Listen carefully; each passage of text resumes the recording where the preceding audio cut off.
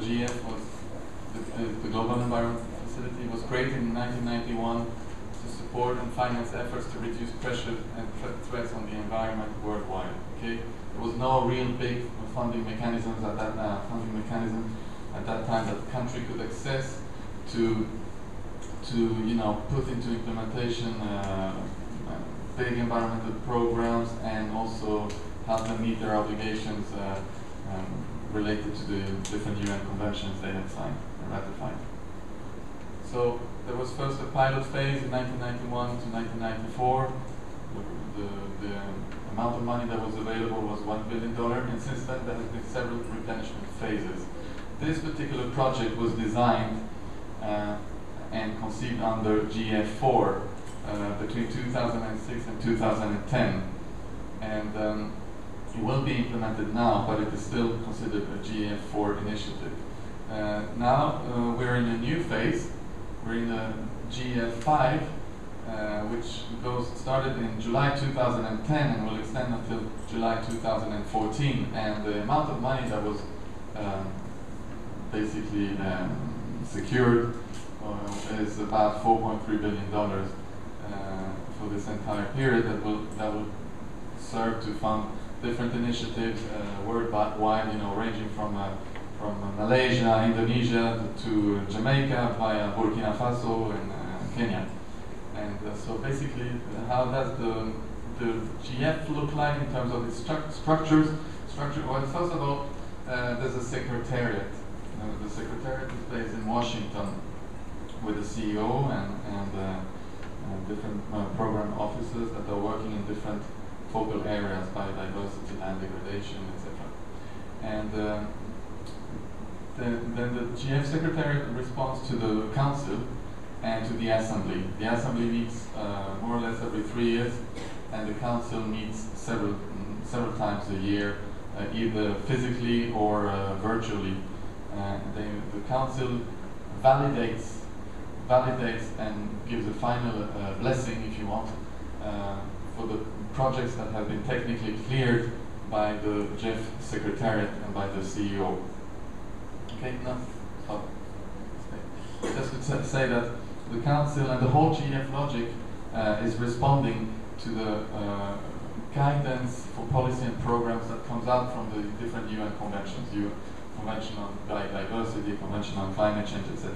That's where you get all the guidance, and you get the big ideas and the vision and the philosophy, and then the GF Secretariat helps, in close relationship with the Council and the Assembly, help the country to access that money to be able to comply with their obligations. Now, you have implementing agencies below, as you can see. These are typically the agencies, certain UN agencies like the UNDP, UNEP, FAO, IFAD, and then you have regional banks as well. IDB here, and then you have the regional banks in Africa, Asia, etc. You also have UNIDO. These are the agencies that usually collaborate with the countries, with government, in accessing these fundings, in working on developing the project proposals, in helping in the supervision of the projects, etc. So UNDP is considered as an implementing agency. Funding categories, very quickly, the sort of funding categories that are available from the GF. Well, you can develop full-size projects. Full-size projects typically they start at $1 million and above. In this case, we have a full-size project. Then you have medium-sized projects. It's up to $1 million, and you can also access project preparatory fund to develop a proposal. This is called a PPG. Typically, it's $100,000, and the PPG phase shouldn't last more than 9 months to a year. Then you have money for enabling activities, and you have also the small grants program, and I think we have our colleague from the small grant program here now today. Yeah. All right. Quickly on the GEF logic, the GEF projects must complement national or regional development programs and policies to maximize and achieve global environmental benefits. They seek to catalyze alliances and secure multiple sources of funding in support of the objectives of a given project. Basically, all these nice words to say that the GF is a co-funding mechanism.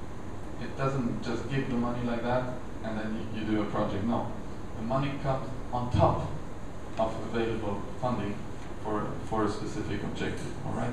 And usually that money comes to maximize the environmental benefits of these initiatives. Let me quickly give you an overview of the typical approach we follow when we develop a GF project in the field of BD conservation. Let's say you have a country X, Jamaica, with fragile ecosystems,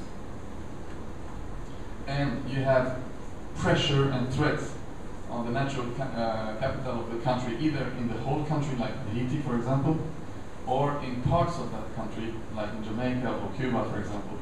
Okay? The ideal situation would be that the country would have the capacity to protect and conserve and manage efficiently those threatened ecosystems. But unfortunately, there is a series of barriers. Usually these barriers are legal, you know. In this case, we have legal barriers. You were talking about rationalizing the system, etc. You know, you have laws that contradict each other, difficulties to implement the legal framework, etc. So you have legal barriers, you have technical barriers, you have institutional barriers, many institutions involved working in the same field, etc. Lack of capacities, etc. Then you have financial barriers, and this project will typically address these barriers, and in particular the financial barrier, right? So, okay. So without the support of the GF, it's probable that the productive sectors, the institutions, and the government involved would put less emphasis on the sustainability and the conservation of the threatened ecosystems because of the nature of these barriers, because these barriers are difficult to solve.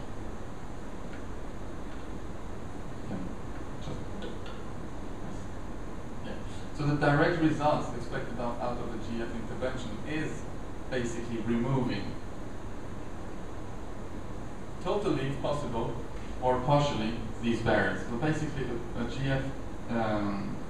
GF funding goes specifically to address these barriers. Okay? And the direct results are also to facilitate the creation of the necessary conditions to ensure long-term efficient conservation. GF money is supposed to yield clear environmental results. It is money that goes to support environmental objectives. I say this because sometimes in some countries I've noticed that we tend to confuse and think that GF also can be used for the regular development work. I still consider that working with the environment is clearly working with development. But what I'm trying to say here is that what you have to report on when you receive GF money is on environmental benefits.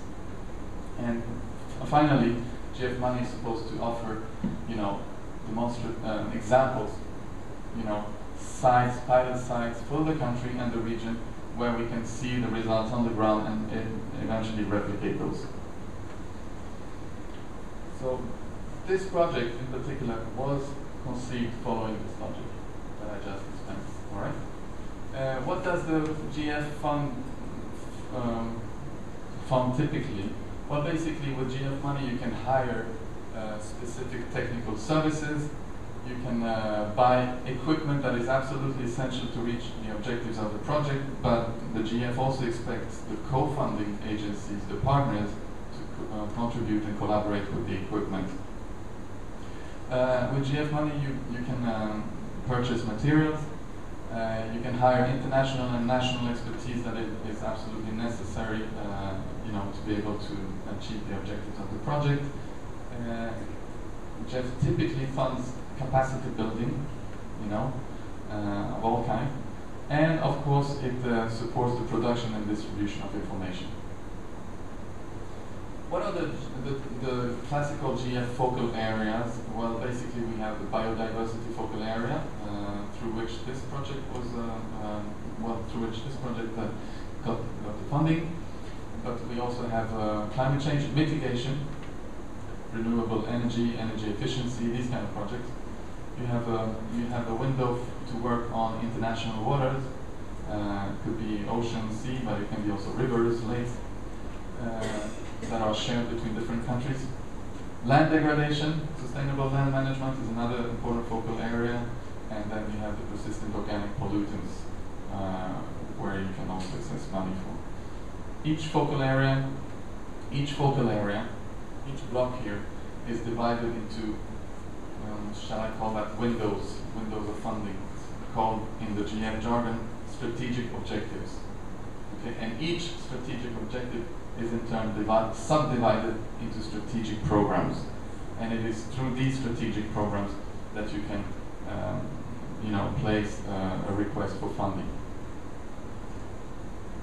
Let me quickly go over the major windows of finance for the biodiversity focal area as it was designed in the GF4.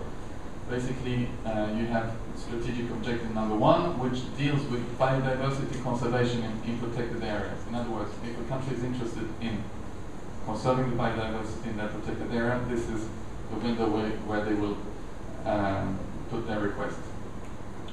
But you also have another window, SO2, which deals with biodiversity conservation in productive landscapes and sectors. In other words, biodiversity that is not inside the protected areas. Let me give you an example. Mexico is considered as a mega diverse country in terms of biodiversity. Enormous endemism, unique species everywhere, all over the country. But only 15% of the country falls into some sort of protected area category. In other words, most of that biodiversity is located outside the protected areas, and it's competing with many sectors, productive sectors, mining, tourism, agriculture, forestry, you name it. So basically, the GAF recognized that it's very, very important to work with biodiversity conservation in these landscapes as well, and seascapes. Then you have 2 other windows. One is, improving the capacities for the implementation of the Cartagena Protocol on biosafety, and then you have a 4th window on access and benefit sharing, which during GF4 was not really operational. Okay. On the strategic objective number 1, which I remind you was dealing with conservation and protection of biodiversity inside protected areas, you have three sub-programs, in other words, 3 windows through which you can access funding. If your project ID meets these eligibility criteria, you can submit the project through one of these windows. The first one has to do with strengthening, sorry for the English, strengthening the operational and financial sustainability of national protected area system. Guess where this project, through which window it went in. The second strategic program has to do with how do we help countries improve the management and the status of their marine and coastal protected areas. How do we help them to create new marine and coastal protected areas? How do we help the countries to improve the management of these marine, the existing marine and coastal protected area? So there is a special window for that, and we have several projects in the region that are dealing exclusively and only with marine and coastal protected areas, which are recognized as key for national economies as well. And as I was saying before, this particular topic is also extremely important to address when we talk about adaptation to climate change, especially in countries like islands, small island states like in the Caribbean.